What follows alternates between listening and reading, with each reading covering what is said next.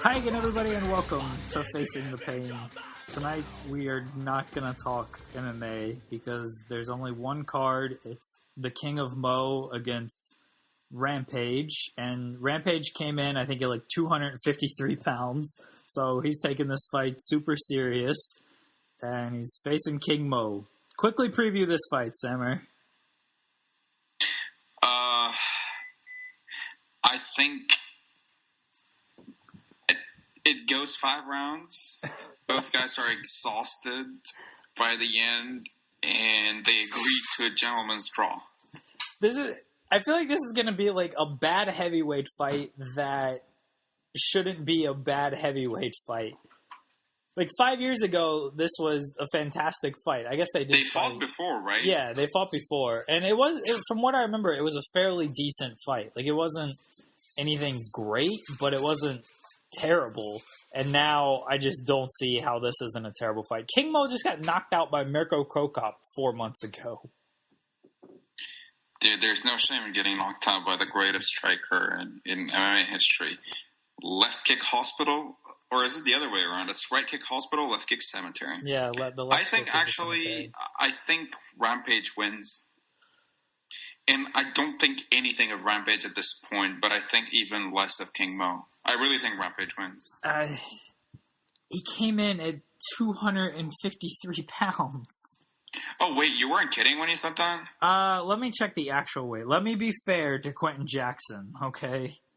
God forbid. Remember when he got pissed off at Rich Franklin for calling him out? It was It was the Ryan Bader fight, and Rich Franklin was like, yeah, he probably shouldn't be, he's clearly not taking this fight serious if he's coming in this overweight for this fight. And Rampage was like, I trained my ass off. Like, who are you to tell me this and that? Like, dude, you came in like... And then he stunk up the joint. Yeah. He did deliver that slam, which... He had the slam. He promised the slam, and he delivered on it. Yeah. Let me see what the actual weight for Quentin Jackson was. 253. I was not wrong. Jesus. King Mo came in at 212. Well, a good big man will beat a good little man every time. So, yeah, that's this fight for tomorrow night. Sergey Karatanov's on this card as well. Jake the Snake Roberts is too. Good for him. He's doing well with that DDP yoga. He's down to 156 pounds. Jake the Snake Roberts? What? There's some guy named Jake Roberts on this card. I assume it's the same person. Like, why wouldn't it be? Is it legal? There's something, I bet you right now, if you open the Unified Rules of MMA, you won't hear anything about not bringing a python to the ring. Someone should try this. I wrote a story the other day about... It's like the movie Air Bud. You've seen Air Bud? Yeah, I've seen Air Bud. Yeah, there's nothing... The whole coach's idea is that there's nothing in the rule that says a dog cannot play basketball. So there's nothing in the rules that says you can't bring a python to the ring and use it against your opponent. OKC could use a shooter like Air Bud right now. OKC could use a shooter like Air Bud. Does Russell Westbrook have a dog? That would probably be like a pit bull or something. He wouldn't have a golden retriever. His dog is a fan of the Cavaliers, from what I remember. What? You don't remember that commercial during last year's playoffs with Oh, right, yeah. That fucking commercial. We don't speak of those days. Wow. I'm getting told to wrap up this conversation now by our other guest. Please tell your other guest we have to stick to the script, and we'll get to her when we actually do. Now, this is the part where we ramble on and on. So she'll have her moment in about 45 minutes. Yeah, you don't understand how this podcast works, babies. This is bullshit. No cursing. I was just told that I could, so... Well, I call the shots around here. Okay, no, I'm kidding. sure. You can say whatever you want. Our special guest is my girlfriend / fiance, Jessica. Is that all I am is special? I mean, what more do you want to be? I said girlfriend / fiance. Okay, whatever. Can I interject a little bit? Yeah, sure. Why girlfriend / fiance? I can hear myself, by the way, in the background. I don't know if it's coming off on the podcast. You might want to check that out. No, it doesn't come off on the podcast, so just deal with it. Oh, okay. Why is it girlfriend / fiance? She's either your girlfriend or your fiance. I'm only asking because I want to know myself because, you know. It should be like almost wife because it's 2 weeks till wife. Is it 2 weeks? Yeah. You're not a wife yet, so hold your horses. Almost. That's why I say almost. It doesn't matter. Almost never counts. Almost dash wife. I have a question for you. Me. For yes, who? You. There's Jessica. 2 other people here, moron. You have to specify now. What? If I delayed our wedding for 2 months... Impossible. If it meant the Oklahoma City Thunder would win a championship, would you be cool with that? Nope. Because I think I would. You might She's be. so you're not wife material. If you can't do that, you're not wife. You're really not wife material. No. That's way too selfish of you, Jess. This has been hard enough coming that if it was just kind of like we hadn't had this process of trying to get this trip done. Let's say everything else is the same. Like it's done. It's just 2 months later. There's no more like things to jump through. It's just 2 months later. Yeah, I guess. Begrudgingly. Begrudgingly. You're not thinking this through. You get to avoid the hazards of snorkeling. Shush. Just because I didn't understand quite how to breathe with a snorkel doesn't mean that I'm not smart about being a good wife.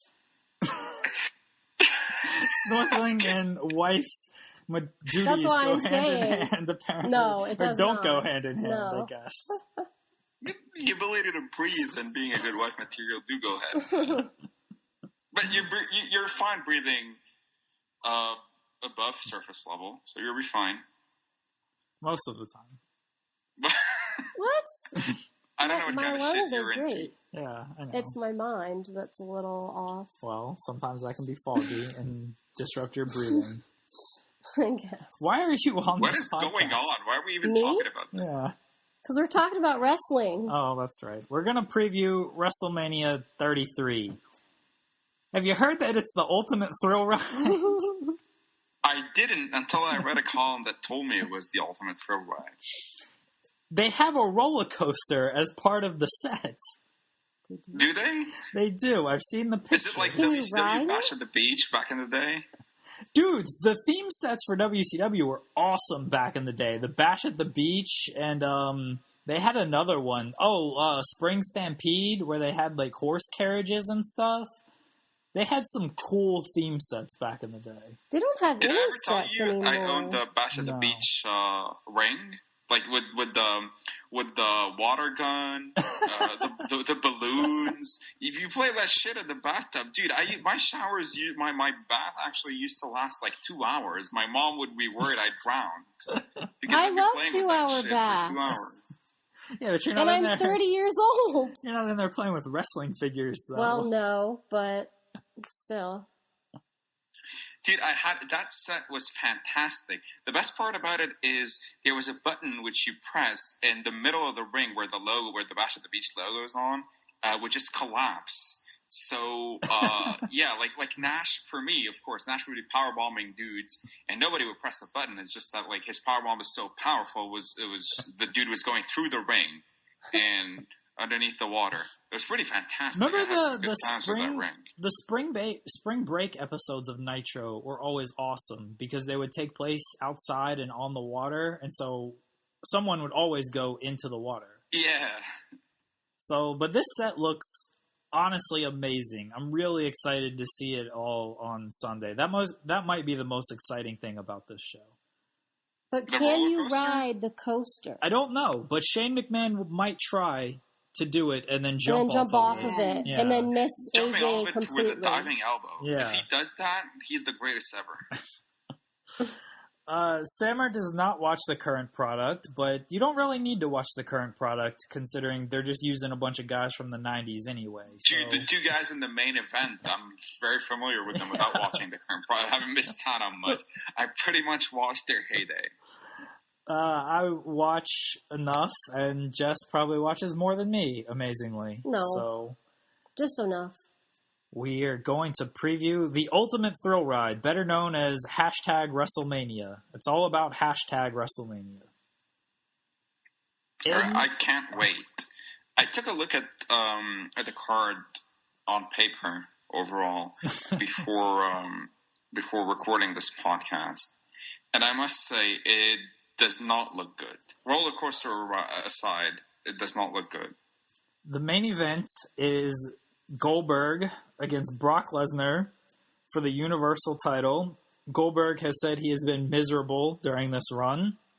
We all know Brock Lesnar hates wrestling, so it should be a great main event. Goldberg said he's miserable?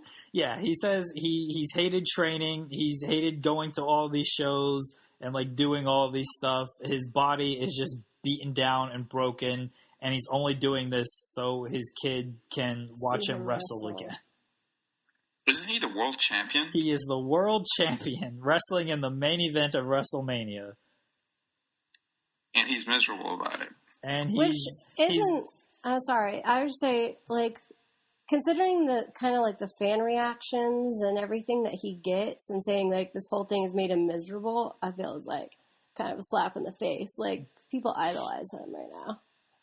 He's never been passionate about wrestling, though, Goldberg. Okay, I don't know the history really that much of him. I just, from what I've seen lately. Like, him saying that is pretty consistent with how he's always viewed wrestling, which is part of the reason why he actually never improved in the ring. Like, I actually liked Goldberg. In his prime, he was... Yeah, I really liked Goldberg in his prime. Probably WCW's best I mean, NWO was awesome and all. But as a gimmick, Goldberg was something else, even though he only did the same thing and still does 20 years later. He does even less than the same thing now. That's true.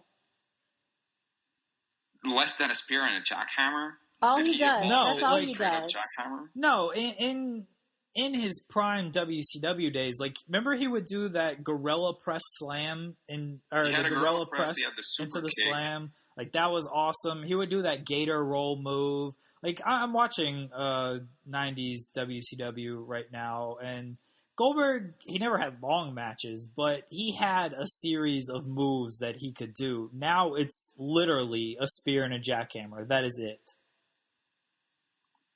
I don't think I've even seen him punch. When he had Nash in a leg lock in their epic Starrcade match. That's right. He bust out the moveset.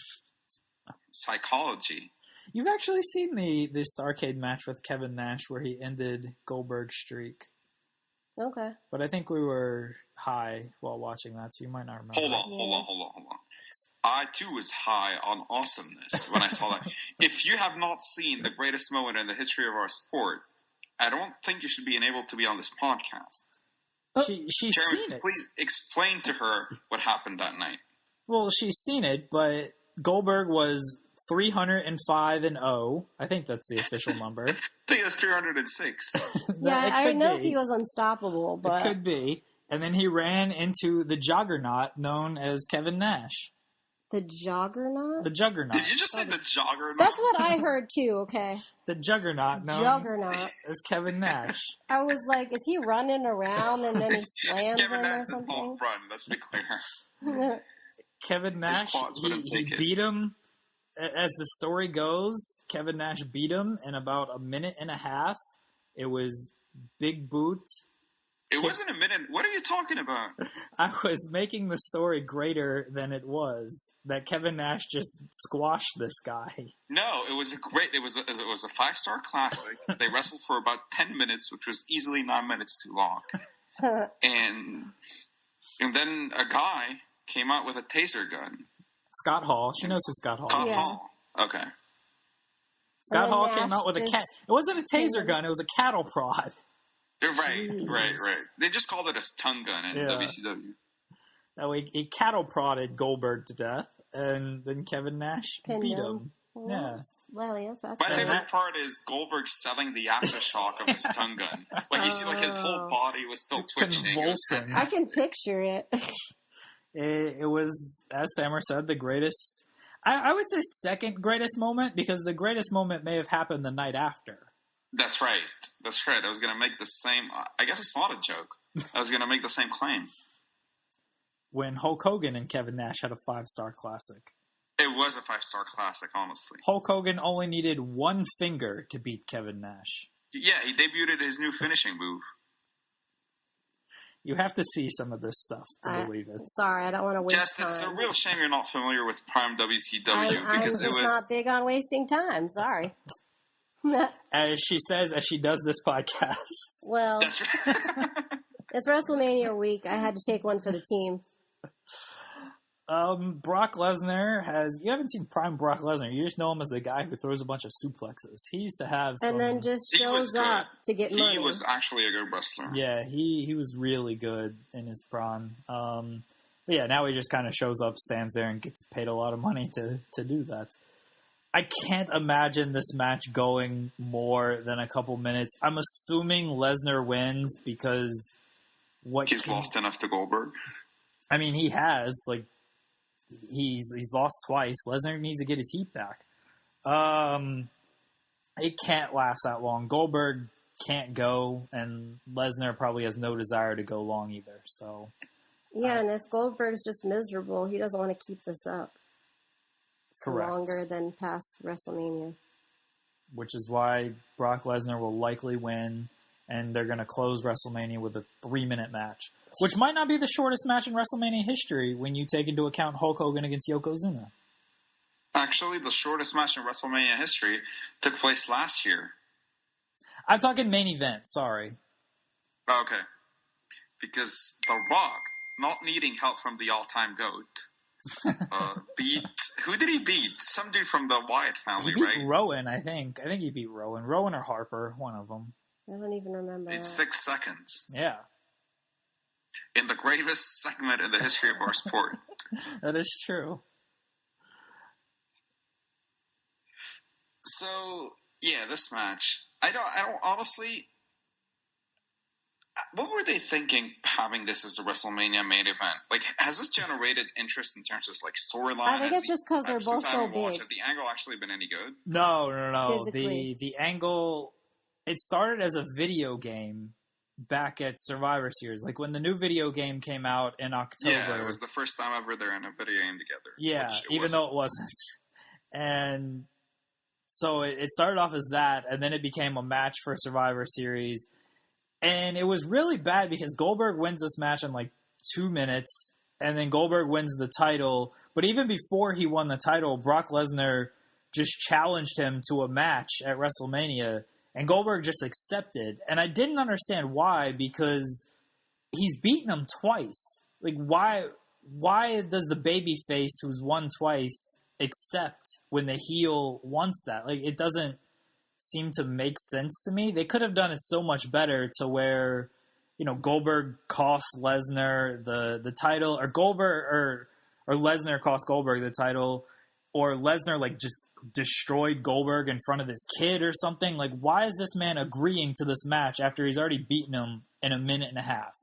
But he agreed to the match. They haven't even showed up on Raw They were both on Raw this past week, and Goldberg speared him on the outside, and then he posed in the ring, and that was the end of it. The only time Lesnar has gotten anything on Goldberg is when Goldberg turned his back and Lesnar gave him one F5, and that was it.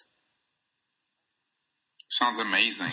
This is the WrestleMania main event, and it's not going to be redeemed by a good match because I think the problem is they're physically incapable of having a good match. Brock can have a good match with the right person who will just take suplexes and feed him, and Goldberg's not doing that shit. I don't know, how many suplexes can Goldberg take before that's what I'm saying. He gets legitimately hurt? Yeah, that's what I'm saying. He can't take any, so that's why this can't be a good match. It's going to be short. I just think like Brock squashes him back, and that's about it. That sounds about right. Do you think they protect Goldberg like Heyman pulls some shenanigans or something? I actually think Brock is just going to squash him back.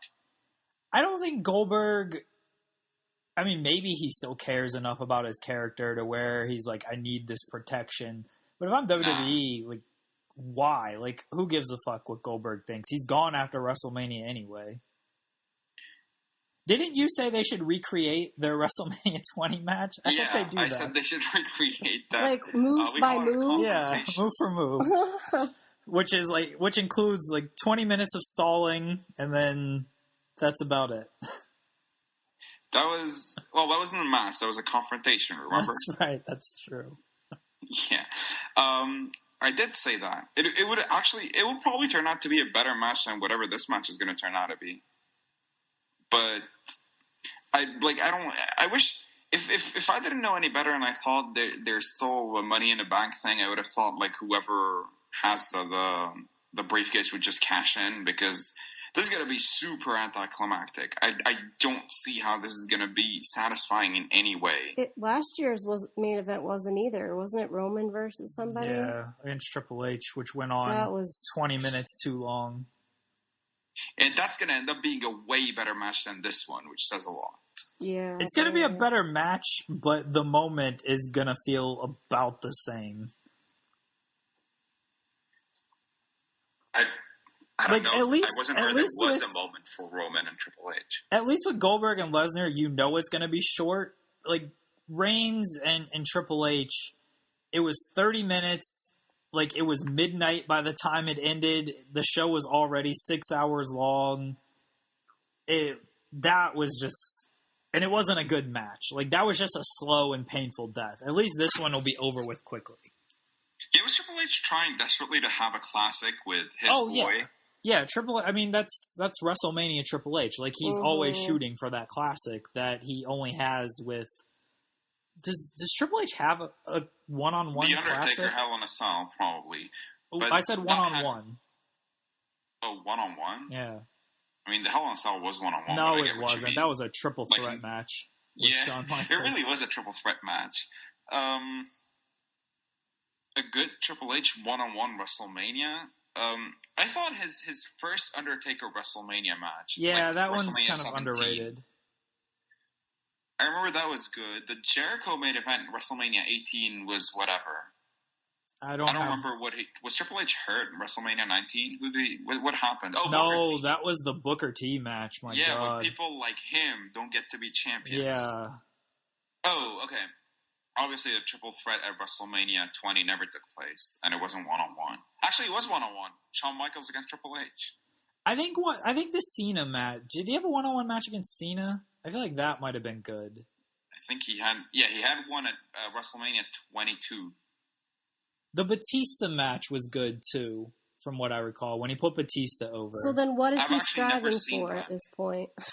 He's still striving to just keep having these classics because he's basically striving to be Shawn Michaels, honestly.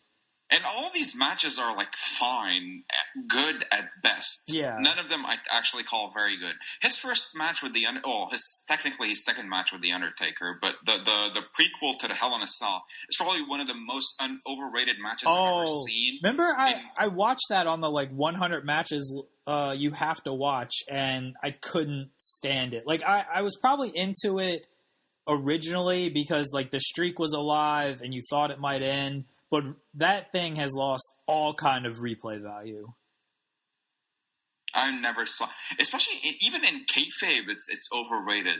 Like Triple H talks about it, and the Undertaker talks about it as if like Triple H took him to places he's never been. And shit. It was the typical Undertaker WrestleMania match. I mean, Undertaker's had better WrestleMania matches than that. I mean, of course, he fought Shawn Michaels, so yeah.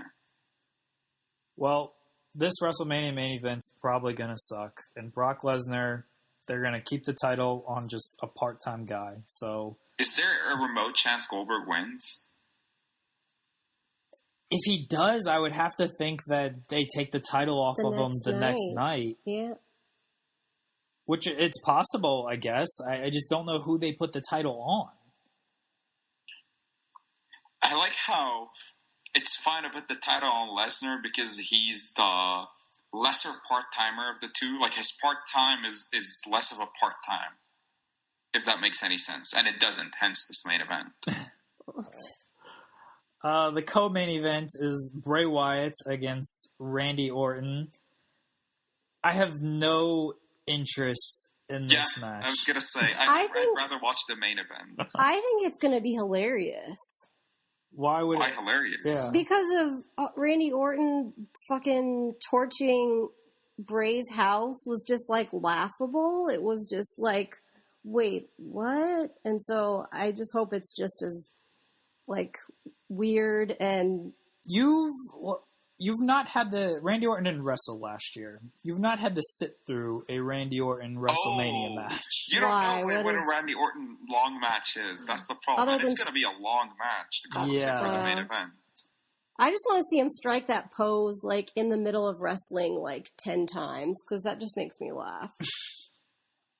What's the over-under on chin locks? A lot. A lot. Who's the babyface, by the way, in this match? Orton, I'm seriously asking. Yeah. Technically, so the storyline is that Orton and Bray were feuding, and then Orton kind of lost the feud, I guess, but not really.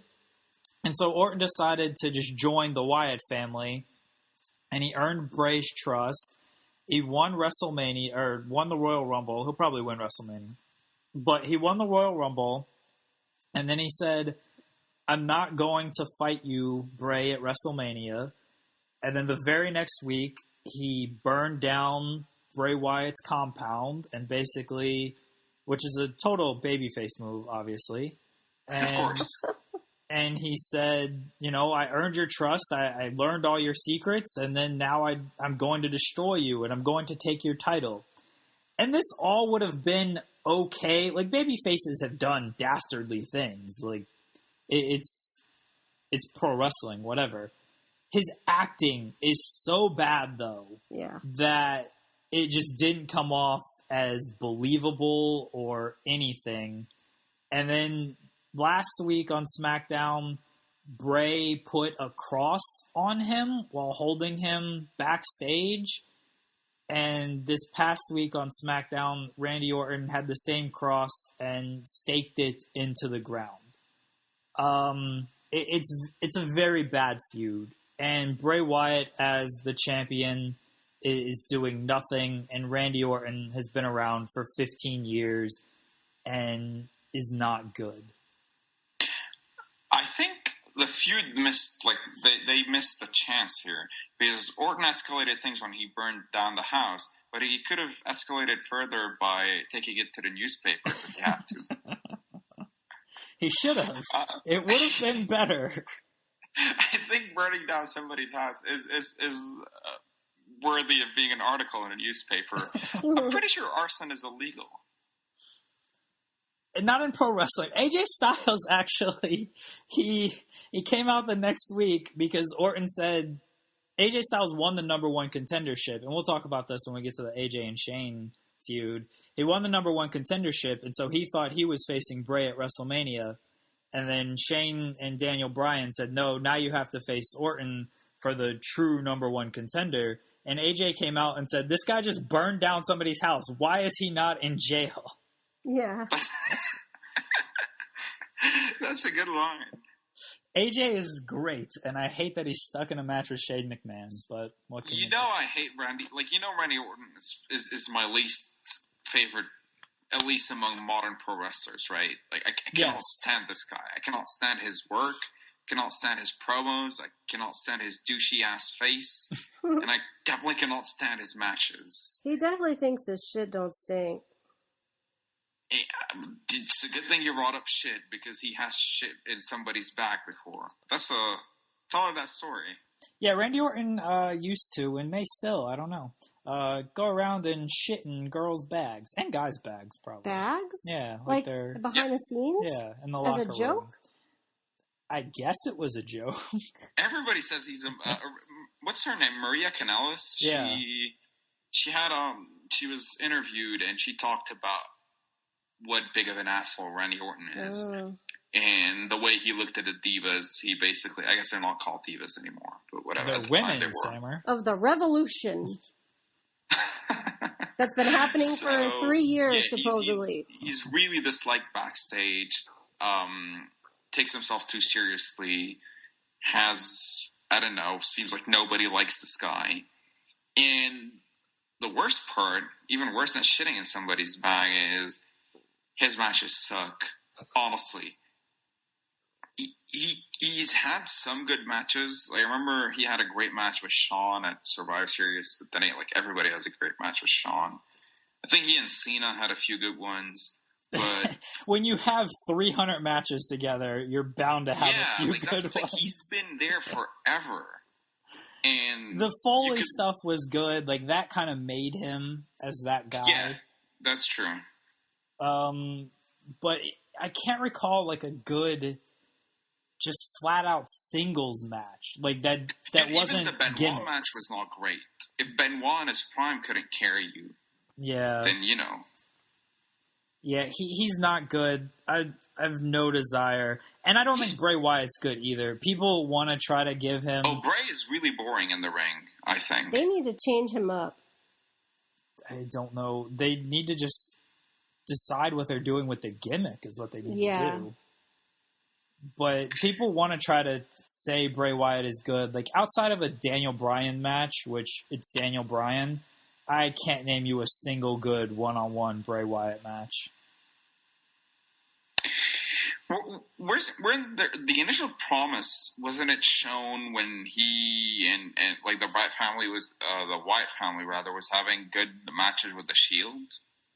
Yeah, but I mean that's a 6-man tag. Yeah, 6-man tags. But I mean, since then, like, I remember because he did have a singles match at WrestleMania right after that, and I remember it sucked. I'm trying to remember who it was against. The only singles match at WrestleMania I recall he had one against Cena, which was whatever. And he had one against The Undertaker, which was really bad. The Cena one sucked. Yeah, the Cena one wasn't good, and The Undertaker one. Reportedly, he had an ankle injury, and I mean, and that stopped it from being a 5-star classic. Yeah, and that was the year after the streak ended, so there was really no like hook for an Undertaker match at that point. I still don't understand why the streak ended, because there really isn't. I mean, nobody. We'll talk about that actually when we get to the Undertaker match. So there's no point now. Well, who's your winner prediction here? Both of you, Jess, go ahead. For Bray and Randy? Yeah. The fans. Doubtful. Oh, we win from that? Yeah, I don't know. That's right. I feel like they'll probably give it to Randy just because he's a babyface. That's the only reason. No other reason. I don't really know. Sammer? Not the insurance company. I've got many jokes about that match. I think Randy Orton will win. Yeah, I think Orton wins, and because if your house gets burnt down, you need a feel good moment like losing at WrestleMania. Great title reign there, Bray. Yeah, keep evading. When did he first win it? February. Oh, okay. He won it at the Elimination Chamber. Randy just keeps evading the police.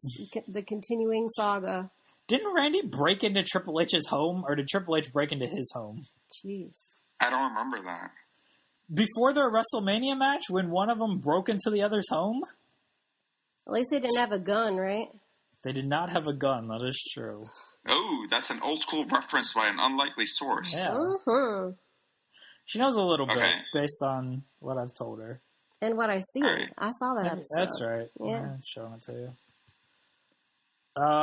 Well, speaking of The Undertaker, it's the big dog against the big dog in the yard. In the cemetery. What? Michael Vick went to jail for this, but this is a main event at WrestleMania. Yeah, the Undertaker, he was called the big dog at one point, I think, but... That's his American Badass gimmick, Yeah. but yeah. Oh, and Roman Reigns is the new big dog. And they're battling over yard supremacy. I hope they both come out on motorcycles, all in leather and stuff. That was The Undertaker's gimmick. Yeah, I want to see Roman come out with a whole bunch of leather, creaking from all the rubbing together of things. Create a fire. Let's create a fire. Are you fantasizing? No, I'm not fantasizing. I'm just coming up with a scenario. It's probably better than whatever they'll come up with, so I'll take it. I think they should give Undertaker a segue to come out so it doesn't take so long to get to the ring. What? It's WrestleMania. It's going to take 5 minutes for him to get to the ring. That's the whole thing. 10. Yeah, this ramp looks really long. It's going to be like a 5-hour show. It's going to drag forever. They're going to have to kill time. Of course, The Undertaker's entrance is going to be freaking long. They have 14 matches on this show. They don't need to kill time. How many did they have last year? Still way too many. Yeah. They have so many matches on these shows because they want everybody to be on the show. Yeah. The Undertaker against Roman Reigns. I actually think Roman, from what I've seen, I think his in-ring work is actually underrated. Oh, I think he is underrated. I think he's good against the right guys. Like, right. Anybody can have a great match against AJ Styles. Even Rollins. Yeah, he had pretty good. He had some good matches against Seth Rollins. Like, he has some good matches against guys who bump well for him and like really put over his strong stuff. The Undertaker's not doing that shit. The Undertaker is 50. He took one spear the other week and was reportedly in terrible shape going back to the locker room. Seriously? Yes. He doesn't even walk out to the ring anymore. He just appears because, they can't have him walk down to the ring. They don't want everybody to see just how crippled this guy is. Mm-hmm. I have no... I'm not, completely down on Roman Reigns like everybody else seems to be. I don't like that he's forced down my throat, and I don't think he's a traditional babyface with the things he does. He's a perfectly fine pro wrestler. I don't get the infatuation with The Undertaker when everybody wants to bury Goldberg. I don't see much of a difference, if we're being honest. We're talking now, not historically. Right, we're talking now. Like, they're both 50-year-olds who can't move, who can't do anything, and they're taking up these main event slots. Like, why does The Undertaker, why is he so beloved and Goldberg is hated? It's been a tradition for The Undertaker to have a WrestleMania match, whereas Goldberg is winning the title and being in the main event. Sure, but I guess my point is, why are people excited for this Undertaker match, but they're not excited for Dude, everybody is like, The Undertaker is back. This match is going to be, it's so great that he's wrestling again. Like, The Undertaker hasn't had a good WrestleMania match since CM Punk? Since Triple H, rather. No, the CM Punk match was good. That was after the Hell in a Cell? Yeah, that was 29. Okay, that was actually a very good match, yeah. And 30 was the Lesnar match. That match sucked. 31 was the Bray match. That match sucked. And 32 was the Shane match. And that match sucked.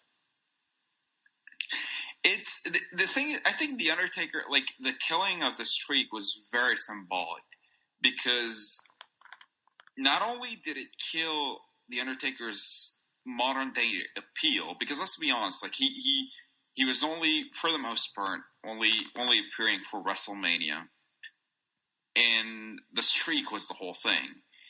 And once it was killed, in my mind at least, many of his matches lost a lot of allure because why should I care? And on top of that, the reason it's actually symbolic is because it did mark the moment where he became officially washed up. Like, the Lesnar match was, at the time, it was surprisingly bad. Because remember, like, we still thought The Undertaker would probably have something in him. Because Undertaker WrestleMania matches since the turn of the millennium have actually been for the most part, been very good. Unless he's fighting, like, Mark Henry or Kane or whatever. But he's one of those guys that actually got better in the ring later on in his career. And for the most part, he was being paired off against the right guys. But since the Lesnar stuff, everything's went downhill for him, and not just at WrestleMania. Like, he's just old and washed up. So put him in there against Roman Reigns, who I don't really care for, but I do think he's underrated in the ring. But he's not going to drag a good match out of The Undertaker. And not only do I think the match isn't going to be good, but I don't really understand the logic behind it. Like, why should I care about these two fighting? The logic is storyline logic is that Roman Reigns eliminated The Undertaker from the Royal Rumble, and The Undertaker wants revenge. Vince McMahon's logic is this is a passing of the torch, and now you must cheer Roman Reigns. The Undertaker has already passed the torch. Has he? And Roman Reigns has been a world champion. Like, that, you know what I mean? Like, that's a bigger deal than beating The Undertaker at WrestleMania at this point. I agree. I'm just telling you how Vince McMahon sees things. So I said The Undertaker has passed the torch, and come to think about it, I don't know to who. Yeah, I was about to say, who has he passed it to? He hasn't. Yeah, but he doesn't carry the torch anymore. You know what I mean? Like, it's not like he's... I know what do you mean, though? Like, yeah, he hasn't had that official moment where he loses to this younger guy, and it's like a passing of the torch thing. He passed it to Triple H by beating him twice and acting like he lost both times, which I still don't understand. The Undertaker doesn't put anyone over unless they're already over. Yeah, that is very true. And I mean, that it's the same thing here with Roman Reigns. Like, Roman Reigns is already over, so that's why Taker has no problem putting him over. I actually think Roman Reigns will win, though. Yeah, I think he will, too. I think everybody thinks Roman Reigns is going to win. So WrestleMania, Undertaker is going to be, 21-2 at WrestleMania? I don't know what the record is at this point, but yes, he will have 2 losses. All right. Seth Rollins against Triple H in a hold harmless match. Any what? They had to sign... So Seth Rollins hurt his knee again via Samoa Joe. This is a legit injury, by the way. He took the coquina clutch wrong. His knee twisted going down. And they weren't sure he was going to be able to compete at WrestleMania, but he rehabbed it enough to where he can go. And he had to sign a agreement that said he won't hold the WWE responsible for what happens to him at WrestleMania. And they call it a hold harmless agreement.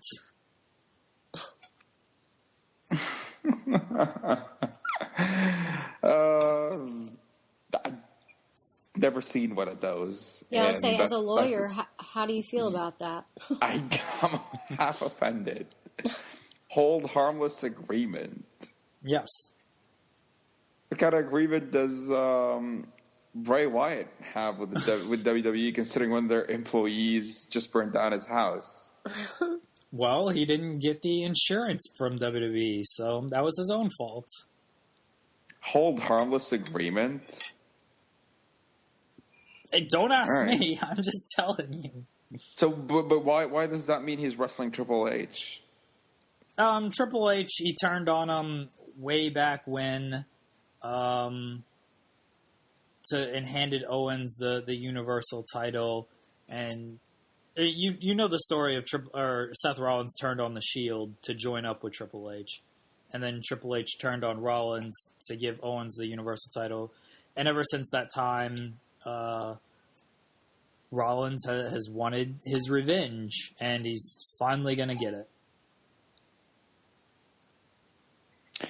Why does Triple H still feel the need to be a part of WrestleMania?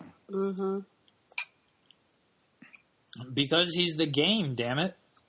What are you eating? The cerebral assassin. Some type of mac and cheese. What is it? Mac and cheese with something. With truffle and cheese. I don't know. Yeah. Sounds healthy. It's pretty good, actually. Triple H is only 47. He's got another 5 years at this level. Get hype. Could only go up from here. I don't like anybody on this card. So far. These are your main event matches. I think this will probably be the best match of all of these because the story is, I mean, both guys aren't completely broken down. Say what you will about Triple H. Like, he can still kind of go. He can move, I should say. And Rollins can bump around and do things. But it's going to be where Triple H wants another classic match, and it's going to drag. His heat segment is going to last way too fucking long, and then he'll probably end up winning because he's Triple H. And the old guys always win. I cannot look forward any less to this match. I know I'm the source of positivity for this podcast right now. Wait, we're both hating negative? on all these matches. But this is a terrible card so far. I did look at the matches on paper, like I said, but just actually sitting here and talking about them makes me realize how bad they are. Like, the only match I think I ever cared about less at WrestleMania was Randy Orton and Kane from a few years ago. That was something. I vaguely remember that match. I wonder if Kane's going to show up at the Battle Royal this year. Let's hope so. Is Kane not an active WWE wrestler anymore? What's going on? No, he hasn't been on TV for a while. Is he gone? Is he hurt? Is he what? I think he's running for some type of mayor. Oh, wasn't he Corporate Kane? Was that not his last gimmick? Mm-hmm. Yes and no. It was, but then during the brand split, he went back to, I'm going to punish you by having you face Kane gimmick. Oh. I remember that gimmick. It's the best. Yeah, whenever Kane and the Big Show. Yeah. Big Show went through. Whenever you want to punish somebody. Has a six-pack now. Big Show got in shape because he thought he was facing Shaq, and then that fell through. Oh, right. Weren't they? Didn't Shaq announce that? What happened? I think just negotiations broke down. What? Did Shaq want too much money? Like, what? I mean, I don't understand millionaires. The Golden State Warriors were bewildered and furious that Shaq was competing at WrestleMania, and they put the kibosh on it. They should have had JaVale intervene. That could have gone places. Yeah, sure. When are we going to talking about the real main event, though? Right now, after you both pick me a winner for this fantastic matchup. I think Triple H wins, Triple of course. H, because he's a dick. Sound logic is any. Yep. I think Rollins will win. I do too. I just think Triple H is gonna, I don't know. Triple H will win. I mean, Triple H might win. It wouldn't shock me at all. He's Triple H. I'm not looking forward to this match. And I like Seth Rollins, but it's hard to get excited about a Triple H match. So let's talk about the real main event. I assume you're talking about Shane McMahon against AJ Styles. Nope. Then I'm talking about a certain celebrity tag match. Oh, that's a couple matches down. So we're going with Shane McMahon against AJ Styles first. There's like the only two guys I like, except Shane McMahon is my guilty pleasure. Always been. That's fair. But I don't want to see AJ Styles being wasted on him. That's the problem. Like, the one guy capable of putting on a good match, and I do think he'll put on a good match because he's AJ Styles. But pair him up with anybody else on the card, and it would be a better match. Any legitimate wrestler. Maybe not The Undertaker, but anybody else. Does AJ Styles have a good match with The Undertaker now? Yeah, probably, because he'll just feed The Undertaker and make him look like he can still move around a little bit. Probably. So you pair him up with any legitimate wrestler, and they put on a good match. I'm guessing this match is some sort of like street fight, no disqualification, something, right? It just says a singles match, but I would assume they make it a no DQ match by the time they get there. Shane McMahon is not wrestling in a straight-up legitimate match like that. Listen, Shane McMahon can wrestle in an MMA match. Have you seen his striking? I have seen his striking. He outstruck The Undertaker. He almost choked out The Undertaker last year. I have faith that Shane McMahon can straight-up fight AJ Styles. I'm really mad AJ Styles is being wasted on this. It's very disappointing that this is what... I not only do I dislike this match, I dislike the people who are like, look how much faith and trust they have in AJ to have him face Shane McMahon. Like, this shows that they're really behind him and that they believe in him. Like, this is a big match for him. Like, is it? Why does he need to have a good match with Shane McMahon, though? Let's say he does. Like, how does it help AJ in any way? Because he's facing a McMahon, which is the highest honor bestowed upon any person. Then make it a real challenge and have him face Stephanie. That's what I was going to say. Sorry. Well, we don't want AJ Styles to lose, and he's not beating Stephanie, so... I don't know. I'm really pissed off about this. I think, why could they not have, could they not have found a way to clear Danny O'Brien for one match? They wanted Shawn Michaels, and Michaels said no. Shawn Michaels, I'm starting to get pissed at that guy. Because remember a couple of years ago, there was a chance he would fight Bryan, not a couple of years, whenever Bryan's last WrestleMania was. Or the one before. I don't remember. Yeah, WrestleMania. It was supposed to be WrestleMania 30. Like, they were trying to set that up. And then, WrestleMania 30 turned out fine. But that was the match they were initially trying to set up for 30. Was that the one you attended? Yeah. Yeah. And it's Shawn Michaels needs to be like just normal pro wrestlers, those that can't say no and just keep coming back. Why is he like the only one? Why is the coolest wrestler, well, the best wrestler ever? Why does he happen to be the only guy who sticks to the whole retired thing? Because Shawn Michaels is still a dick at heart, and he's being a dick to Vince McMahon. By saying, I don't think that's what he's doing. I think that's what he's doing. And he's found God, so he's okay with himself. Yeah, that's a problem. We need him to unfind God. Yeah. We need him to find Coke again. Oh, jeez. Yeah, that's I was actually thinking. Dude, because how awesome would... I don't care that Shawn Michaels hasn't fought in 7 years at this point. Yeah. It's a long ass time. I still think, it'd definitely be better than AJ and Shane, but I still think they tear the house down. How old do you think Shawn Michaels is? 47. That's a pretty fair guess considering Triple H is 47. Oh, he's 51. Ooh. Oh, that is old. It'd still be better than the tearing the house down, though. I take the tearing the house down part. Yeah, it's still... Shane McMahon is 47.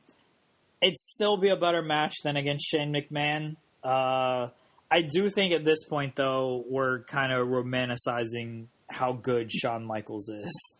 No, he's insanely good. Was insanely good. But he's 51 and hasn't wrestled in 7 years. Right. So, yeah. Goddamn, they don't get much better than him. No. They'll smoke and mirrors the shit out of this match, and yeah. It'll be fine because Shane does some crazy shit even at his age, and AJ is awesome. And I assume AJ wins. God help us if he loses. No, AJ wins. Mm-hmm. What's the best ever Shane McMahon fight match? Oh, Whatever. The Kurt Angle match. Ooh, forgot about that. Yeah, that's easily the best match. What were you going to say? That's when he got Star Angle for refusing to put him through the glass again, right? Yeah. So Angle was like, all right, fine. What match were you going to say? I don't know. I was thinking, my initial thought was the Vince match at WrestleMania, which is underrated as far as smoke and mirrors matches go. But that was like, everything was clicking at WrestleMania 17. The crowd was hot. Like Linda McMahon standing up with her fantastic acting job and the fans going nuts. Trish looking, Jesus Christ. Yeah, she was kind of oiled up. Let's put it that way. I remember when we did the preview for that match. I don't remember if it was you and me. One of us said Trish is oiled up, so was I. I think it was I that made that joke. That sounds like a comment you would make. Yeah. I take it back. The Shane and Vince against Shawn and God was the best match ever. Jess, have you seen God's Walkout?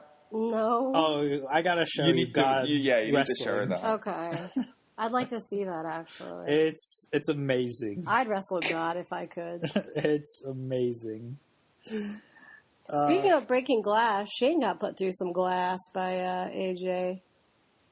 Backstage, remember? Yeah, he threw him through a limo. Through the window of the car. Yeah, Shane has gone through... I'll have to show you where Kurt Angle suplexed him through glass. Yeah. It was far worse than what AJ did to him. Dude, he didn't suplex him. That's the thing. He tried to suplex him through glass. The glass didn't break, so he was dumped on his head on the concrete. Yeah. And then he tried it again, and he was dumped on his head on the concrete again. And then he was like, the fuck with this? So he puts him head first through the glass. Gotcha. It was one of the most brutal things you'll ever see. And just like, because I'm sure Jess doesn't know, like it was a staff error or something, because the glass was supposed to be, fake glass. Oh, and it wasn't? And it wasn't. Oh. And you How can could see they Shane screw up when like he was that? when he was brought back to the ring. Remember, like how glass was just sticking out of his body? Oh man. Yeah, we'll watch that match. Oh, that reminds me of when Jericho got the push pins all in his back. When was that? That was against Ambrose, yeah. That was funny. I mean, I've shown you the Foley match with Undertaker. Oh, that's true too. Yeah, that one was pretty bad. Yeah. I'll show you the Shane against Kurt Angle match. Okay. Because that one's brutal. Yeah, Shane McMahon is a crazy man. That is for sure. Oh, I mean, no McMahon is sane. Let's be honest. That's very true. Yeah, AJ wins. It's a shame that this is the match he's in. Bayley against Charlotte Flair, Sasha Banks, and Nia Jax. Pick me a winner, Sammer.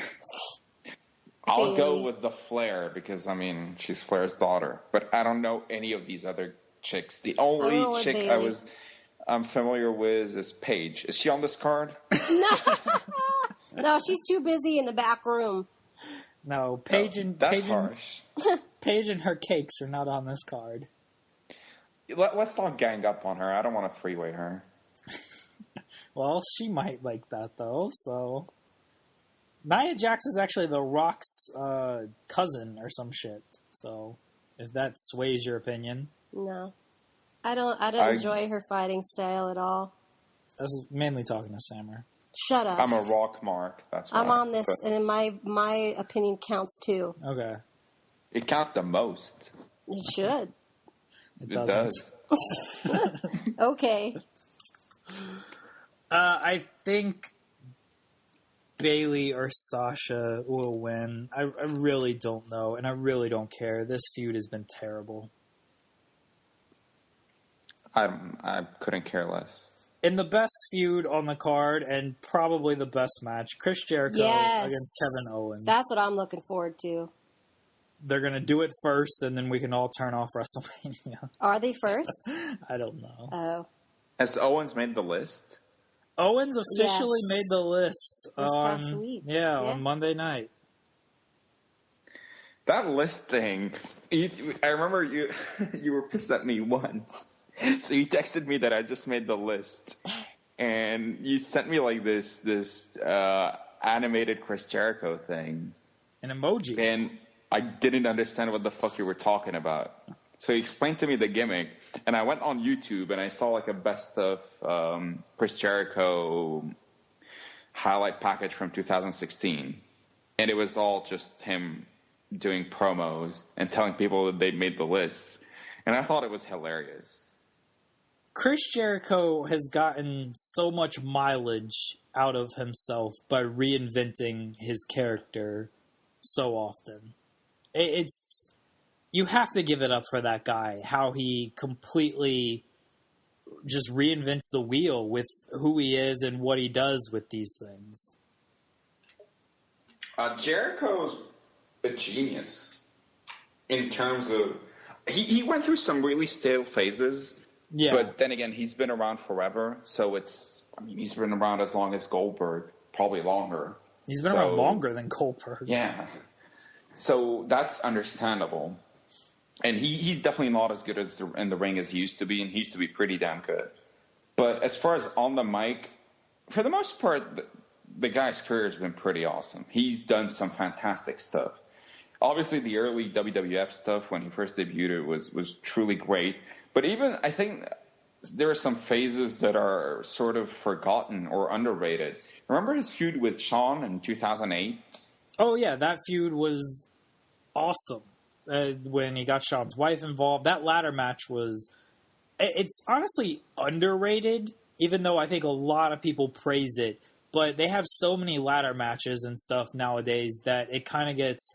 And the older stuff is obviously more highly thought of than a lot of the newer stuff. But as far as this era ladder matches, I'm not sure there is a better one. Oh, I love it because it's brutal. It's not like the Hardys type of ladder matches, like the it's not fest. Yeah, it's not a big spot fest. They use the ladder to just beat the shit out of each other. It really was great. I remember telling you about this, and I was surprised you'd never seen it. Have you ever went back and see the Rock and Jericho promo at the same time with Michael Cole? It was a backstage interview. I went back and watched it. Is that the Jimmy Jack Jericho and all that stuff? Yeah. Dude, that promo, those two together, those two had some terrific chemistry. They did. Jericho is awesome. Also, Jericho's one of my favorite wrestlers of all time. Jericho he's almost underrated at this point, and I feel like I'm saying that a lot, but he's kind of underrated because people grew sick of him, so he stopped getting credit. Yeah, like he stuck around so long, and he didn't go away. He's gone away for stints, but like he didn't just leave the business, like The Rock or Austin or Michaels, like a lot of these guys. Like he's still there, and so I don't think he gets enough credit for not only the longevity of his career, but again, just how often he's extended his career. He's not like Kane, where he's playing the same character he played 10 years ago. The only time people craved for him to come back was when he did in 2007, when he feuded with Orton, the Save Us whatever stuff. Yeah. And that's because he had left for the first time. Since then, he's sort of always been around, so people won't quite clamor for him as much, and you do at some point you do think like, okay, this guy's maxed out and you've had enough. But he's always found a way. I thought like on the mic for the most part his work has always been really, really great. Even the highlight reel stuff, when he used to have interview like guests on the show, it's always been Jericho on the mic was rarely not interesting. I thought he kind of overstayed his welcome at last year's WrestleMania. Remember that match with AJ? Mm-hmm. It wasn't good. Yeah, it wasn't good. And then good. he ended up coming out of nowhere and winning it. Yeah, he shouldn't have won. No. It wasn't a good match. And I was like, all right. Like, Jericho clearly last year, he was in that Triple H mode where he wanted to have this classic, but you could tell he couldn't keep up with AJ. But he thought he could, and so that made the match bad.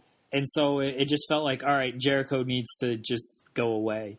But then Jericho is occasionally a bit guilty of overrating his own matches. I think the Shawn match, he overrates a lot. He's very guilty of overrating his own stuff. I remember there are two matches that he overrated quite alarmingly. Well, I wouldn't say alarmingly, but like quite obviously. The Shawn match at WrestleMania 19, which was great, but I mean, Jericho called it his best match ever, and I'm like, dude, I mean, it might be in your top 10, but that's about it. And the CM Punk match, it was good, but he literally said that when he was interviewing somebody. Oh, when Punk criticized him once, and Jericho went on his podcast to defend himself, and he said that he and Punk tore the house down at WrestleMania. I was like, it wasn't even the best match on the card. Oh, he did the same thing with the AJ match. He's like, we tore the house down. And granted, it might have been the best match on last year's card. By default. Yeah, last year's card sucked. But it was still, like, if I was doing star ratings, like, it was no more than 3.5 stars. And that's not really tearing the house down. Unless it's a really small house and made out of wood. Randy Orton tore the house down. He burned it down. Well, that's even better. I'd say just speaking about Jericho, as somebody who never really saw the history of Jericho, I didn't really know much about him other than I was just like, oh, he's old and he's trying to come back again. But this last time that he showed back up a year and a half maybe ago, was it a year and a half ago? They showed back up on the main roster. Give or take. I really disliked him. I thought he was like, he played the character of arrogant well, but it was too much for me. And then when he won WrestleMania last year, that was just like, God, this guy needs to disappear. But I think the only reason I really started liking him was because of the friendship that he started with Kevin Owens. I think that really jump-started, like, this whole... Those two have amazing chemistry on the mic. The comedy's actually good when they do it. I've seen a lot of YouTube videos about it. It's really funny. It's really good. The one thing I disliked about all of it is that Owens was the Universal Champion for most of it, and you don't want your world champion to be such a comedy act, at least in my mind. Like, the comedy was good, but that shouldn't be what your world champion is doing. Like, it felt like just kind of a mid-card comedy act, not a world title comedy act. That is true. It felt like an Intercontinental Champion more than anything. Right, and now, like, this feud, like, I think Owens, ever since turning, he's been great, and then, of course, that's when he loses the title. And now they're fighting over the U.S. title, and this is where, hey, if you want to do some comedy stuff, this is where you do it. But now they're doing serious stuff. And so, like, the scenarios weren't good there, but what they were actually doing, if you take away the titles and where they should have been based on what title they were holding, it was all really great stuff. I don't know if you've seen the Festival of Friendship segment, but it was great. People say it's better than the This Is Your Life segment, and I haven't seen that segment in a while. I would put it right up there with it. You know what I think, or rather, you know why I think Jericho is a genius? Why is that? He got over again by wearing a scarf. I listen to his podcast every now and again, and like he says it on the podcast. He's like, I want to take something so insignificant and so dumb, and I just want to try to get it over. And he's done it. Like, he takes a list. He took a word, the word "it," and he managed to get that over. And a scarf. Like, he takes this as a challenge, and he manages to do it, to his credit. That is, Jericho gets it. Like, he's been around long enough. He gets it. He definitely, he's always gotten it. And, like, even before, remember in WCW, he's it. Remember in WCW when he, like, booked himself into a feud with Goldberg, and WCW was too dumb to, like, capitalize on it. But he got himself over in this feud with Goldberg, and then they just never really ran with that feud, which it could have been good for them, because who didn't want to see Goldberg squash this fucking ass clown who keeps picking on him? You know what I mean? And they just never booked it. His WCW stuff is so glossed over. Everybody, I mean, I guess what I'm about to say is not glossed over, because everybody talks about the Dean Malenko stuff. Yeah, I'm currently kind of in the middle of that run right now. When Jericho called himself the man of, how many moves was it? It was 1,004. 1,004 moves. What a random number. And he has like this big ass list, and he goes, first move, arm bar. Second move, arm drag. It's fantastic. It really is fantastic. That's my favorite Jericho.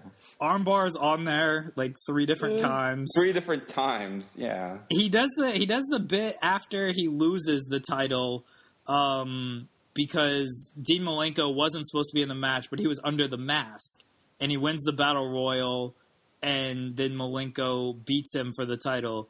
The conspiracy victim bit where he goes to the Capitol and he researches the WCW rulebook. He brings that out and says, like, a man who is suspended cannot wrestle in the match. If he does, then the title rightfully goes back to the former champion. And I forgot what he calls J.J. Dillon. It's like James something Dillon. Jimmy James Dillon or something. And he's like, who's the former champion, Jimmy James? And Dillon's just like, you are. He's like, that's right. Give me back my title. He going to the Capitol and like interviewing people on the streets, like with signs, and having the big sign that says conspiracy victim. It's really good stuff. Him, something as dumb as him just calling people by the wrong name, like Mitchell Cole. Mitchell Cole is fantastic. He still does that to this day. There's this backstage interviewer, and he just calls her or him by the wrong name every single time. We like Jericho. That's the conclusion. Mm-hmm. Jericho, he's good. So who's going to win it? I would imagine Owens wins, which is probably the right call. Yeah. Because Jericho can come back from anything if he loses. Jericho really can Owens, come back. I don't know at this point. Yeah, Owens needs some type of momentum after losing in 30 seconds to Goldberg. Mm-hmm. It should be a good match, though. This is probably the match I'm most looking forward to. Me too. On the card, because it's the most well-built, which helps. And the least dumb. The least dumb, and the one that features 2 guys who are actual full-time wrestlers. That is correct. I guess the women's match, but that match has not been well-built. Mm-hmm.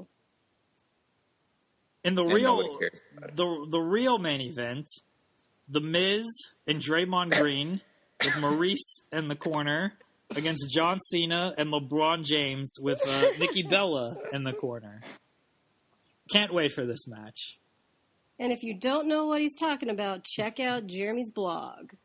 But we already know how the match ends. You're previewing a match. You've already told me how it's going to end. That is true. You leaked the script. That is very true. More scripts? The Kings stay the Kings in this match. You're lying. There's 3 of you and 1 of me. I like those odds.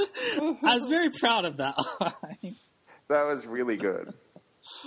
I had that line, and I had the they go to lock up, and Draymond just kicks him in the groin and says it's a natural body motion.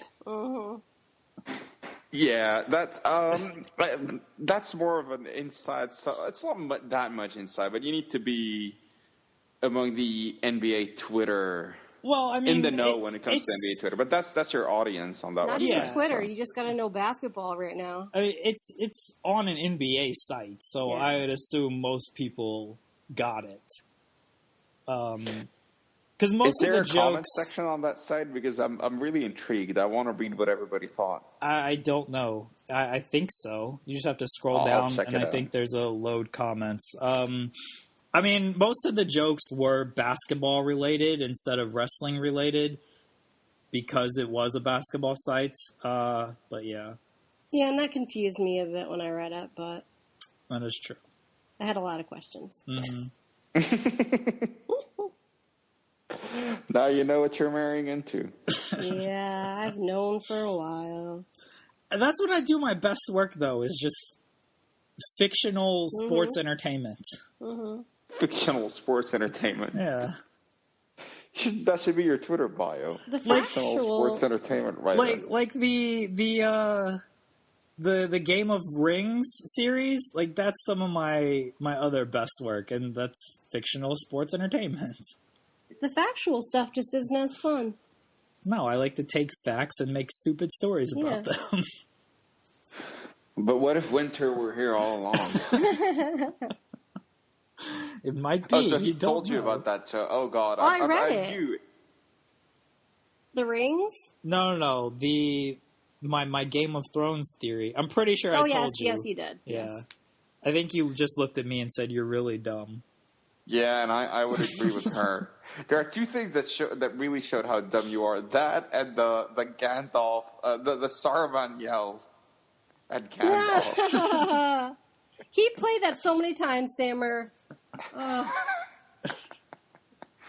You ruined that scene for me. It's the best part of the movie. Have you not gone back and watched the second one? No. It's been a while. No, I've not watched the second one. Sorry. I wish I could get him to. Jess, you should. Come on. I'll try harder. I will watch the second one if you go see Fast 8 with me you the wouldn't day let me, it comes out. No, because we're in Hawaii. No. Well, then you're making a choice here. Well, it'll come around again. You really want to watch Fast 8? I don't. I remember there was a phase where Jeremy would really piss me off by saying one last ride, and I would get so mad. And one time he FaceTimed me while heading to the theater to meet up his dad so they would watch the movie. And I got really mad at him for being that dumb. Yeah. He was so excited. It's not just about that he was watching them, like that's fine. But he was so excited about watching a Fast and Furious movie. Which one was that? 6, 7? That was the latest one, 7. That was the One Last Ride one. They're all the same. No, One Last Ride was not 7. Yeah, it was, because that was Paul Walker. That was his last movie. By the way, I totally call him Brian Walker. They say One Last Ride in literally every movie. Them? Yes. Yeah, I don't know why you're debating Yeah, it's been 8 last rides. Yeah, and there'll be more. Dude, The Rock and Jason Statham is in this one? No, can we not get on topic here? Charlize Theron? This is going to be the best one yet. Fine. I can... Charlize Theron, fine. You're winning me over. Okay, back to the couples match, basically. We know how it ends. I'm interested to see how this Maurice lady fights.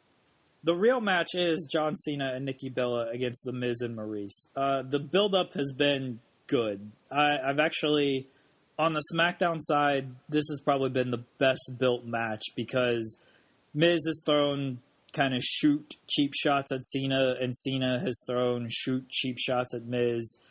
And so it's just been strong stuff. I mean, Miz and John Cena, I know people are kind of down on both guys, even though one is the all-time GOAT and the other one is The Miz. But I think it'll be a good match because John Cena always delivers at WrestleMania. Were you the one that called John Cena the greatest American wrestler of all time? Probably. That sounds like something I would say. Yeah. Well, I honestly was not aware this match was taking place. Now your LeBron thing makes more sense. Yeah. Even though I took a look at this card, because when you just said John Cena, I was like, yeah, shit, we went through this whole thing and he was nowhere to be found, so that makes sense. Was John Cena not married and cheated on his wife with Nikki? No, I don't think... Remember he cheated... There was reports that he cheated on his wife with Mickie James. Mickie James? Yeah. Oh, okay. Yeah, and... But he's divorced now, and he started dating Nikki after he got divorced. I'm sure Supposedly. he did. Yeah. Allegedly. Listen, I will not have either of you besmirch the good reputation of one John Cena. When is he fighting at the Super Slam? I'm just interested to see how long it takes for one of the ladies' breast implants to pop. How? Well, let's hope it doesn't. Why do you want to ruin things? Ruin things. Divas have been fighting with breast implants for years. It's already and gross. They've held up just fine. In fact, Jeremy recently sent me some gorgeous looking pictures of... Oh my god, of Sable? Sable. Who's Brock Sable? Lesnar's wife in her prime, before he got on top of her. Ew, and squashed her? She had an evening gown match, and... In an evening gown? Yeah, 38 Double D special. Oh, Jesus. It was pretty spectacular, But honestly. it's the women's revolution, guys. Like, come on, equality. Nikki and Maurice predate the women's revolution, so... So they're grandfathered out? They're allowed to be yeah. hot women with big breasts. And letting their butt cheeks come out. Yes. That's gross. How does this intergender stuff work? Can Cena fight Maurice? No, there's no way they let that happen. Okay, I understand, but in theory... I'm pretty sure it's whoever is tagged in, the other one has to get in. Oh, that's very unfortunate. We are a product of the Attitude Era. We believe this should be allowed. No. But, okay. Are Maurice and Nikki any good at actually wrestling? Maurice hasn't wrestled in a very long time, and I don't recall her being any good even when she did wrestle. Okay, that's promising. Nikki isn't bad. I think she's kind of underrated to where people dislike her because they just see her as a hot chick with big breasts and John Cena's bae, but I don't think she's that bad. But she can't carry, she's not going to be able to carry Maurice or anything. How long has Maurice not wrestled for? Ooh, let me check. Give or At take. least the last time she held the title was 2010. Jesus. So what's John Cena's excuse? For what? Sucking in the ring. Nah, I'm just pissing you off. You can't piss me off with lies. That's not a lie. Nah, he's good in the ring. I cannot stand that guy. I'm pretty sure he has the best STF of all time. Nobody gets out of that. Dude, that's what pisses me off about John Cena. Every time I watch a John Cena match, which isn't that often, but when I do, I always find myself thinking, yeah, this guy gets a bad rap in the ring. He's fine, then he's he applies an STF, and he's like, yeah, fuck this guy. No can escape the STF. Stop. That move physically offends me, honestly. It's really bad. It's really, really bad. Better when it was STFU. No, he still applied it the same shitty way. I just like the title better. Yeah, his finisher used to be the FU, then they had to change it to the AA. I must say, the word attitude adjustment is really smart to rename that finish. Yeah. But STF less so. You're just calling the move by its name. I like the 5-knuckle shuffle myself. I bet the two of them will do it together like they did the other week. Of course they will. It's going to be maybe twice. It's going to be the highlight of the match. Reports are, Cena and Nikki are going to win. That seems like a foregone conclusion. Reports are that John Cena is going to propose after this match. I have a confession. What? Yes. No. I have a confession. All right. A really dumb confession. Can't wait. See, I always thought STFU was just play on Cena's finisher being the FU, which is fuck you, and now I just noticed that it's shut the fuck up. You didn't know that? That is no. I just randomly went like, oh, that acronym stands for shut the fuck up. That makes more sense now. Yeah, and you put it, and in theory, if you put it on properly, you will shut your opponent the fuck up. But since John Cena puts it, they can still talk pretty easily. They just shut the fuck, and then the up is up for debate. Or if it's John Cena, he doesn't shut the fuck up when he's in the ring. You can tell what move is coming. Oh, I can't wait for that. That's my favorite part of John Cena matches is try to anticipate the next move based on whatever move he calls. This is how I was able to book the tag team match. I heard him talking about it already. He already called all the spots for me. Cena versus The Rock was the loudest match I've ever heard. And I'm not talking about the audience. John Cena is very vocal especially the Wrestlemania matches, because there's so many more mics. The quality, right, yeah. Like, it's even worse than it typically is. John Cena was not made for HD, honestly. No. The match will probably be fine. Like Cena's good, Miz is good. The women's stuff might be whatever. I can't wait for the proposal. John Cena will be the second man to propose with John Cena wristbands on. Yeah, that's true. Wait, what? I wore John Cena wristbands when I proposed. It was so hot. I'm off this podcast. You guys make me want to bark. That's not 100% true. I didn't have the wristbands on. The ring box was on a John Cena wristband. Yeah. I should say. I don't know that it makes it any better. It's okay. I don't really... Truthfully, the sweatband thing just makes me laugh. And, it's... Yeah. Listen, I was trying... play it along. You're like, I can't see what's in the box. I was trying my hardest to get her to say no, and she still can't take a hint. So. I guess so. Ooh. All right. Dean Ambrose against Baron Corbin, which nobody cares about. Next. I agree. I totally agree. By the way, I'm honestly... I don't even have anything to say about that. I'm assuming Baron Corbin wins because they're pretty high on that guy. Jess would fit right in with our podcast because that's what happens when we're doing MMA stuff. We talk and talk, and then we get to the fights we don't give a fuck about it. It's like, yeah, nobody cares. Next. That's very true.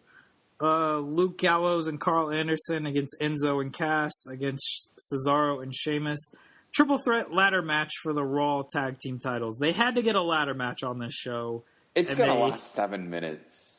And they shoehorned it in with this on Monday night because one team attacked another team with a ladder, even though it doesn't make any actual sense that this is a ladder match. Whatever, it's a ladder match. Everybody and you're right, it's going to last 7 minutes. And this is why people don't care about ladder matches in 2017. That's a shame. And honestly, I think it used to be my favorite gimmick match. It used to be... So, it started with Brett and Shawn, which was great. It's that people just don't remember it because it's not the... Yeah, they think it started with the Razor and Shawn. Razor and Shawn was obviously awesome. I want to go through the ladder match kind of history. Jess is You're going to go through every ladder match ever? No. Like, when did it, jump the shark, I guess? Okay. So Brett and Sean was good. Razor and Sean was awesome. I actually like the second Razor Their and Sean. SummerSlam match was fantastic. Yeah. Apparently there was a Shawn Michaels Goldust ladder match that no one saw, so I'm not counting that. Okay. Rock and Triple H was awesome from SummerSlam. Do you remember that match? I need to rewatch it. Was that when Triple H wore the purple pants? Yeah. Yeah, okay. That was a great match. Boss Man and Mankind. I don't remember that at all. That doesn't sound very good, though. The Rock and Mankind. I remember that being really short. Yeah. Then the handicap ladder match with the McMahons against Austin. I remember that being whatever. It really took over with the tag teams. Yeah. So the next one was the Hardys against Edge and Christian, which was great. The WrestleMania 2000 match, which was great. Hardys, Edge and Christian again. That was on Raw. I don't remember that, but whatever. Jericho against Benoit, which was awesome. It really started jumping the shark. There was some good stuff in 2000s. TLC 2 was fantastic. Yeah, I'm not counting TLC. I'm just looking at straight up ladder matches. Okay. It really... Like, the Money in the Bank stuff I will count. That is a straight up ladder match. Yeah. That started... I think it was starting to get a bit sort of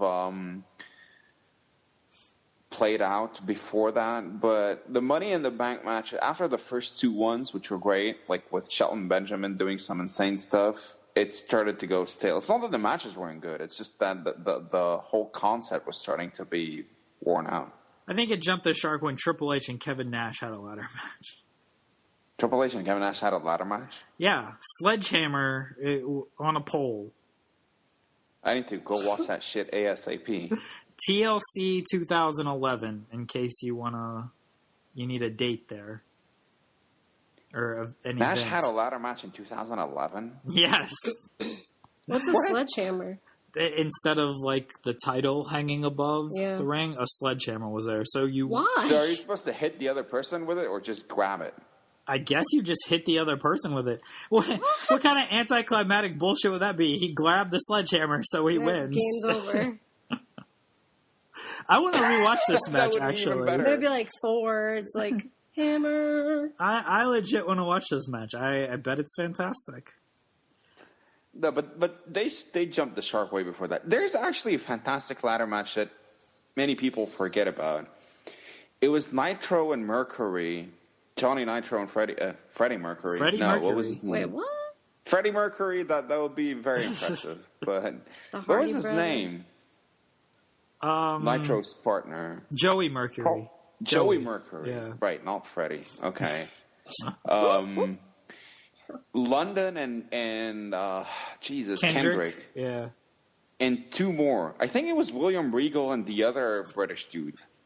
It was, Regal and Dave Taylor and the Hardys. The Hardys were there as well, right? It was a 4-way tag team match. Yeah, that sounds like it'd be good. Dude, it was fantastic, and Joey Mercury got the nastiest injury I've ever seen. Oh, I do remember that. They set up the spot, and Paul London, leg drops the ladder, and his nose just shatters into pieces. That. It was brutal. I do remember that. I figured, I don't know who's going to win this match. It doesn't matter. Are you going to be excited if Enzo and Cass win, Jess? Yeah, I'll be all right. I'm just tired of Gallows and Anderson at this point. They've been treated like geeks, so I'm tired of them too. There's a women's SmackDown women's title match. Where they just cobbled together every woman in that SmackDown and threw them all together. I assume Naomi wins. That's what I'm thinking too. Can you name me a woman in this match, Sammer? Naomi. Great job. Besides Naomi. No, let's play a better game. You name me the women in this match, and I'll tell you which one I actually know of. Alexa Bliss. Nope. You should Google her. Becky Lynch. Who's the next one? Becky Lynch. I've heard of her. I don't know what she looks like. That's the hot Irish redhead. The only redhead I care about is Eva Marie. She's gone. Done. Yeah, she's gone from the company. Really? What happened? I don't know what Becky looks like, though. What else? Natalia. I know Natalia. Mickie James. Wait, Natalia's the Canadian heart girl, right? Yes, yeah. Yeah, okay, I know who she is. And I know Mickie James, come on. And Carmella and Naomi. I know you don't know Carmella. Which one was the Russell Westbrook girl? Oh, that turned out to be...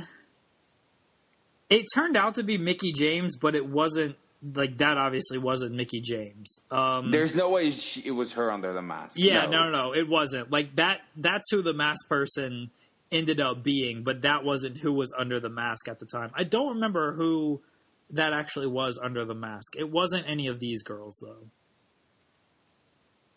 Otherwise, John Cena had sex with Russell Westbrook. Do you know who James Ellsworth is, Sammer? No. You watched the AJ and Ambrose match, didn't you? The ladder match? Yeah. James Ellsworth was that guy who ran in. That geek that interfered? Mm-hmm. Yeah. Yeah, okay, I know him. Right. He's like friends with Carmella. Like, he wants to get with her, and she's like, I'm just going to keep him this close, and that's it. Okay. I don't know. Is that real life or kayfabe? Kayfabe. Yeah. Okay. Neville against Austin Aries. This match should be really good. I'm kind of hyped for it. It sucks that they'll get like 5 minutes, but I think it'll be a good match. How long has Austin Aries been in WWE for? Not long. He was in NXT for a little while. This is his first pay-per-view match on the main roster. I like Austin Aries. He's good. He's good. Who's going to win it? I think they'll put the title on Aries. Yeah. Yeah. I think the Neville bad guy thing is pretty good, though. He's been really good as a heel. Yeah. And then the Andre the Giant Memorial Battle Royal, which I assume Braun Strowman wins. Because they have no one else in this match. Where's Samoa Joe? He might be in the Andre the Giant Memorial Battle Royal, or he might not be on the card at all. I figure he'll come out... Wouldn't he come out with Triple H? Yeah, he'll probably come out in the Triple H and Seth Rollins match. Are they going to push him anytime soon? Yeah, after WrestleMania, when all the part-timers leave. Okay, alright, makes sense. What'll Triple H's entrance be? He's done Shao Kahn, and that was obviously my favorite, because, I mean, Mortal Kombat. But, let's see. He's done Conan the Barbarian, obviously. What else has he? He's done Terminator. He's done Terminator, right. Has he done some big, like, Regal King thing? I don't know if he's done, like, a king. He's done, like, the Skull Collector King. Like, that kind of thing. I'm trying to think of... I'm trying to think of, like, some major blockbuster that was released. Yeah, me too.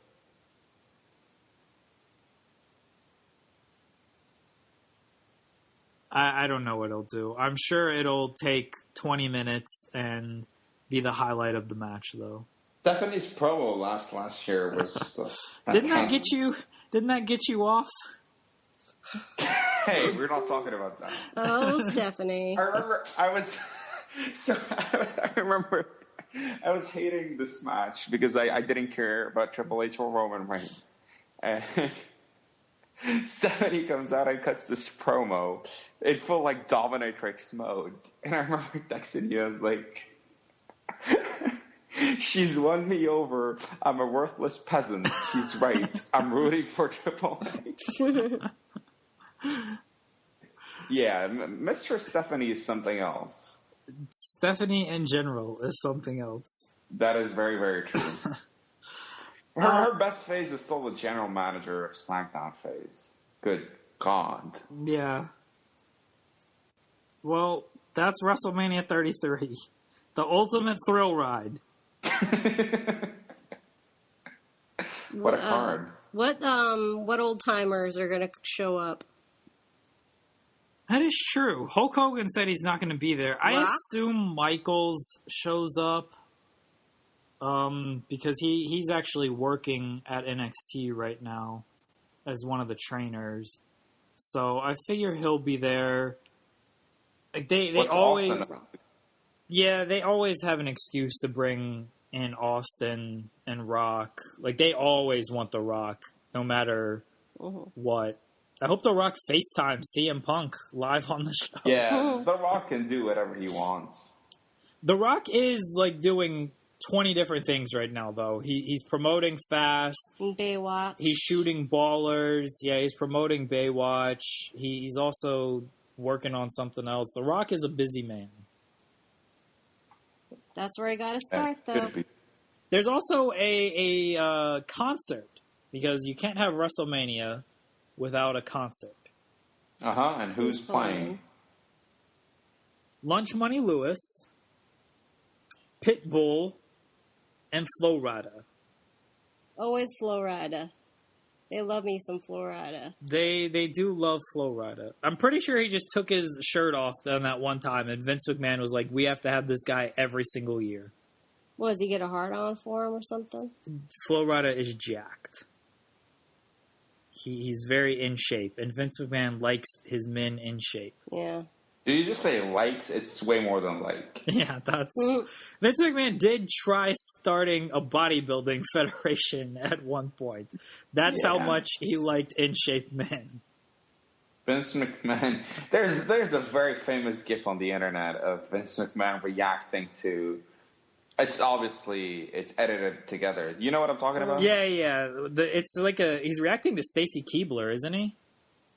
In real life, yeah. Yeah, but and they're showing like men bodybuilders, showing off their muscles, and Vince is almost ejaculating in the commentator's booth. I'm sorry if that was graphic. So that's WrestleMania 33. We may quickly review the show next week. We're actually back to MMA next week. There's a big UFC card, I feel like, in a week. Is there? Yeah, UFC 210, which is Cormier and Johnson 2. So we will certainly preview that. And the UFC is not running this week due to WrestleMania, obviously, and the Final Four basketball. They just decided they're not going to beat that. So they took the week off. Thank God. Smart choice. Yeah. Otherwise, we still would have had to break down the UFC card with Jess's help. I'm sure that would have gone well. I just don't get fighting. That's kind of my basic opinion on that. Well, neither do we. Okay. That's actually true. Yet you still buy into it. We don't buy shit. Well, maybe not money-wise. No, that's not true. We buy every pay-per-view we cover and review. That's right. Yeah, sorry. So there you go. You do buy into it. We do. Yep. Okay. Clearly. All right. You live with me. You confirm that I've purchased seen it on the these bank pay-per-views. accounts. That's right. Yep, that's true. What a waste of money that is. Agreed. Well, thanks for having me. You're welcome back. You're welcome anytime, Jeff. Sure. You really are, honestly. Yeah. We'll be back next week quickly reviewing WrestleMania and saying how bad it was, but we will be satisfied with our ultimate thrill ride. And we'll preview UFC 210, Johnson, Cormier 2. We'll see you right back here. Inside the podcast.